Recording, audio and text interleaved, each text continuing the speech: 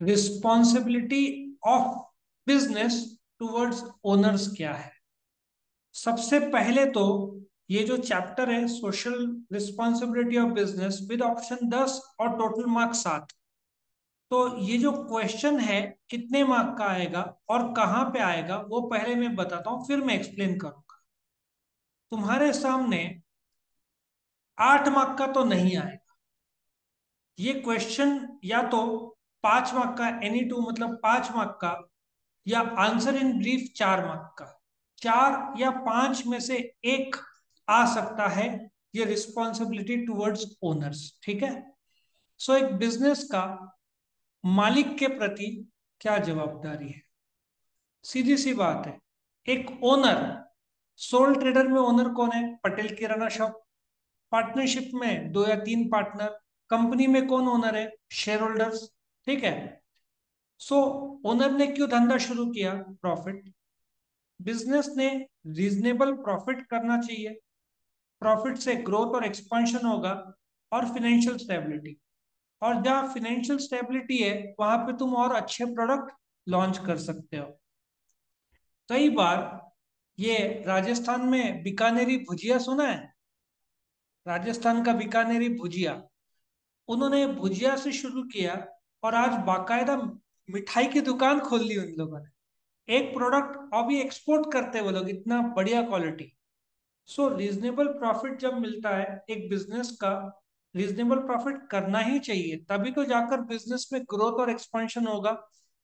दूसरा, exploring business opportunities.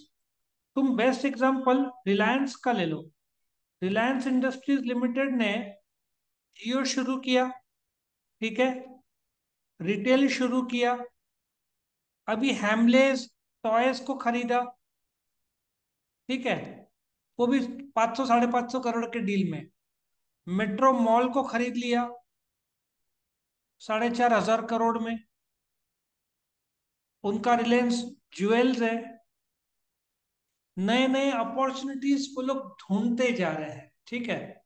सो कोई भी बिजनेस का जवाबदारी है कि ग्रो एंड डाइवर्सिफाई। मैं तुमको पहले तो मीनिंग बताता हूँ एक्सपांशन और डाइवर्सिफिकेशन का मतलब। एक्सपांशन एक होता है और एक होता है डाइवर्सिफिकेशन।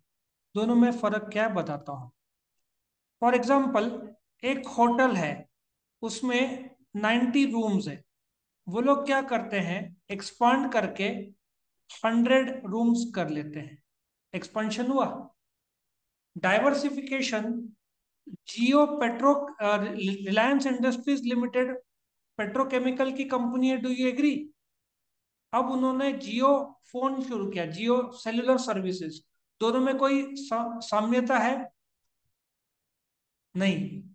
डाइवर्सिफिकेशन में तुम कुछ और प्रोडक्ट लाइन में एंटर करते हो। For example, Tata group, Tata Motors ही ताज की भी टाटा मोटर्स अलग कंपनी है, टाटा ग्रुप। ताज जो कंपनी है वो भी टाटा को बिलोंग करता है। तुम्हारा टाइटन भी टाटा को बिलोंग करता है। इसको डाइवर्सिफिकेशन बोलते हैं। तुम अलग अलग वैरायटी ऑफ कंपनीज में डाइवर्सिफाई करते हो। ठीक है। तभी तो तुम्हारा सक्सेस होगा। हो सकता है कोई प्रोडक्ट तुम्हारा चले ही नहीं, ऐसा भी हो सकता है। तीसरा, ऑप्टिमम यूज ऑफ कैपिटल। आज रिलायंस कितना भी रईस रहे, उनको जियो के लिए 2.5 लाख करोड़ का कर्जा लेना पड़ा। अब वेस्ट हो गया होता उस पे लागू क्या हो जाता है, इंटरेस्ट लागू हो जाता है। तो जो कैपिटल जिसके मदद से जियो बनाया, उसको यूज करना बहुत जरूरी है अच्छे तरीके से। नहीं तो बहुत सारे कंपनीज पे इल्जाम लगता है कि फंड्स डाइवर्ट डाइवर्ट किया। मैं 2 एग्जांपल लूंगा। एक एग्जांपल है किंगफिशर एयरलाइंस। किंगफिशर एयरलाइंस एक सक्सेसफुल एयरलाइंस था जब लॉन्च हुआ, लेकिन उन पे इल्जाम लगा कि जो उन्होंने कर्जा लिया था एसबीआई और आईडीबीआई अलग अलग बैंक से, वो कर्जा उन्होंने डाइवर्ट किया, जिसकी वजह से वो बंद हो गया। किंगफिशर एयरलाइंस बंद हो गया। जेट एयरवेज पे भी यही इल्जाम लगा कि उन्होंने कैपिटल के लिए जो बैंक से कर्जा लिया था, वो उन्होंने जेट एयरवेज नहीं यूज करके फंड्स को डाइवर्ट किया कहीं और। अच्छा, तुमने घर के लिए कर्जा लिया और तुम घूमने चले गए, डाइवर्जन नहीं हुआ? ऐसा होता नहीं, क्योंकि बैंक सीधा बिल्डर के नाम पे चेक डालता है। तुम्हारे नाम पे चेक दिया तो तुम्हारा कंट्रोल नहीं रहेगा, तुम आईफोन ले लोगे। तो जो कारण के लिए कर्जा दिया गया था किंगफिशर एयरलाइंस को और जेट एयरवेज को, उन्होंने वो पैसा उस काम के लिए यूज किया ही नहीं, ऐसा इल्जाम लगा है इन पे, जिसकी वजह से ये लोग बंद हो गई company. Next, minimum vestiges. Minimum vestiges क्या होता है कि जो भी कंपनीज है, ठीक है, उनको जो जो भी अलग अलग प्रकार का टाइम है, ठीक है, या तो मनी मैन पावर है, ये वेस्ट मिनिमाइज करना होता है, क्योंकि ये सब लिमिटेड है। आज एक कंपनी बिंदास अपना प्रोडक्ट वेस्ट होने दे, ठीक है, तो अब इसके लिए मैं तुमको रिलायंस इंडस्ट्रीज लिमिटेड के जामनगर प्लांट की ओर ले जाता हूँ। वर्ल्ड का सबसे बड़ा पेट्रोकेमिकल प्लांट है। ये लोग क्या करते हैं, समुद्र से सी वाटर लेकर आते हैं, ठीक है, उसको डिसलाइनेट करते हैं, मतलब नमक निकाल देते हैं, ठीक है, फिर वो यूज होता है। बेसिन में तुम हाथ धोते हो, वही पानी फिर जो वहां पे गार्डन है ना, वहां पे यूज करते हैं। उन मिनिमम वेस्टेज पे लोग काम करते हैं। पूरा का पूरा समुद्र जितना पानी यूज करते हैं, पूरा का पूरा पानी फिर रिसाइकल होता है। तो बोलने का तात्पर्य यह होता है कि पानी एक नहीं, दो तीन जगह यूज होता है, वेस्टेज सबसे कम। तो वेस्टेज कम करो, देश के लिए अच्छा। Next, efficient business. Scarce business should be utilized at optimum level. Efficient use of resources. मैं तुमको बताता हूँ, एप्पल और सैमसंग क्या करते हैं, ये लोग ने आजकल, डू यू एग्री, चार्जर देना बंद कर दिया इन लोगों ने। इनका लॉजिक इज वेरी क्लियर कि तुम्हारे पास जो पुराना चार्जर होगा तुम वो यूज करो। इसलिए जहां तक मुझे पता है, एप्पल के चार्जर शायद 15 वॉट्स के रहते हैं, जहां तक मुझे पता है, 15-20 वॉट्स। तेरे पास है ना चार्जर? तो पुराना 15 वॉट्स का था, ये भी 15 वॉट्स का।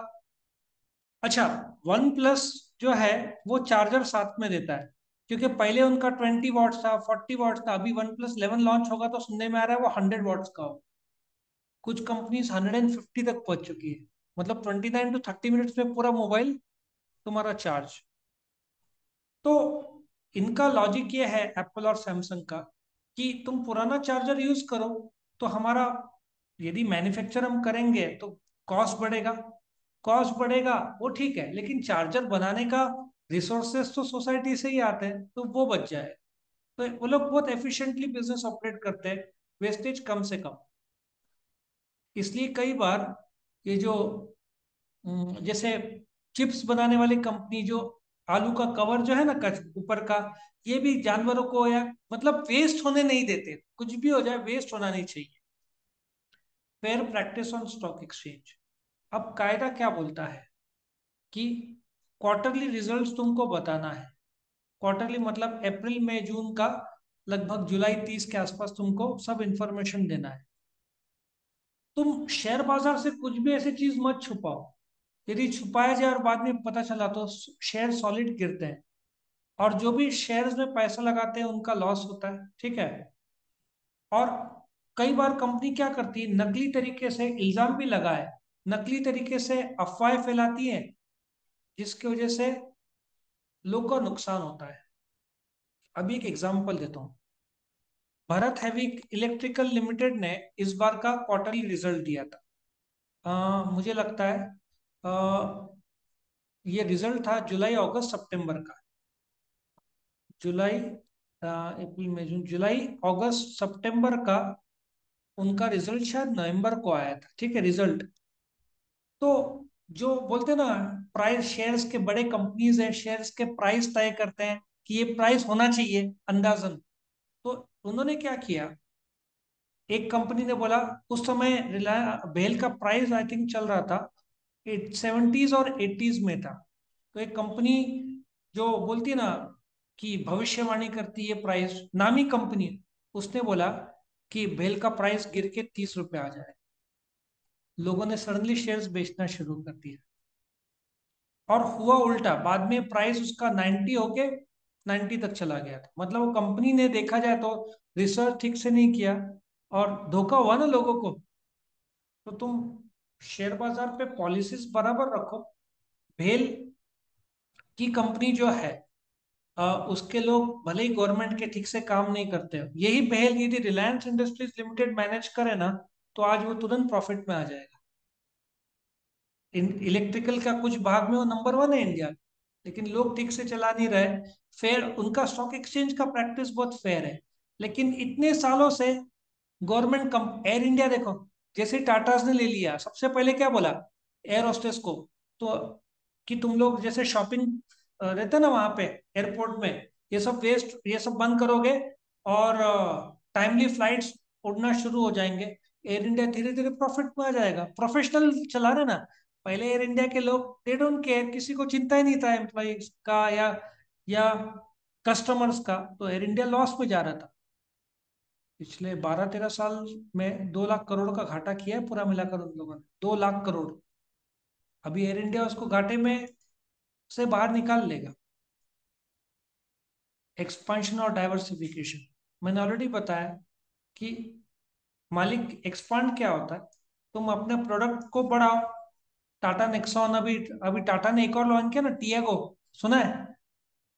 इलेक्ट्रिक व्हीकल लॉन्च किया। अभी भविष्य में लगभग सारे नाम के व्हीकल इलेक्ट्रिक हो जाएंगे।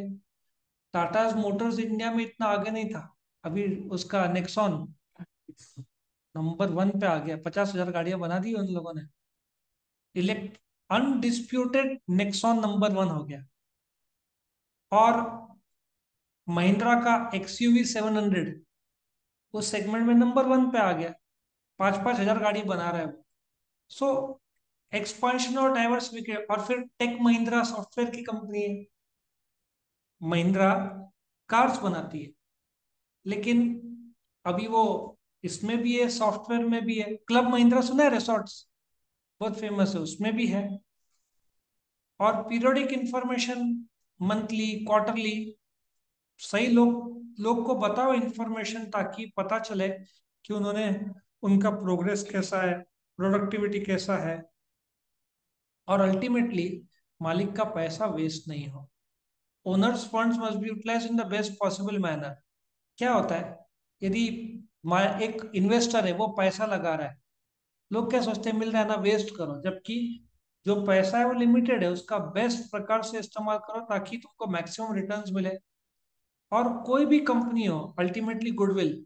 नासिक में जिलेबी, बुधा हलवाई सुना है ना, जिलेबी, बुधा हलवाई नंबर वन। जैसे बग्गा स्वीट्स की लस्सी, आज उनका नाम बन गया है, ये लोग नाम से जाने जाते हैं। इंदौर में एक सैंडविच बनाते हैं, मुझे नाम नहीं पता, सराफा पता है सर? नहीं, कहीं एक तो नाम है, 100-200 सैंडविच एक साथ बनाता है वो।